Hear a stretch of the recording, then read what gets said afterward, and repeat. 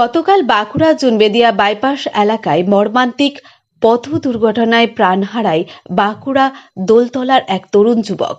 সেই ঘটনায় উত্তেজিত জনতা গতকাল বাঁকুড়া বাসস্ট্যান্ডে গিয়ে ঘাতক বাসটি ভাঙচুর করেন এবং বাসের চালক ও খালাসিকে গ্রেপ্তারের দাবি তুলে পথ অবরোধ করেন।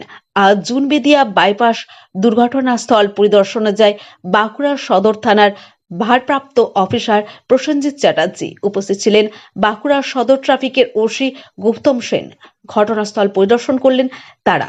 পুলিশ সূত্র মারফত জানতে পারা যায়, বাঁকুড়া শহরে যে সকল যান চলাচল করে তাদের গতি নিয়ন্ত্রণে আনতে বাঁকুড়া জেলা প্রশাসন ও সদর ট্রাফিকের পক্ষ থেকে কড়া পদক্ষেপ গ্রহণ করা হবে। যদিও পথ দুর্ঘটনা কমাতে বিভিন্ন সময় বাঁকুড়া সদর ট্রাফিক ও জেলা প্রশাসন বিভিন্ন পদক্ষেপ গ্রহণ করেছেন, তবুও পথ দুর্ঘটনা কমছে না। তাই এবার বড়সড় পদক্ষেপের দিকে যাবে জেলা প্রশাসন ও সদর ট্রাফিক।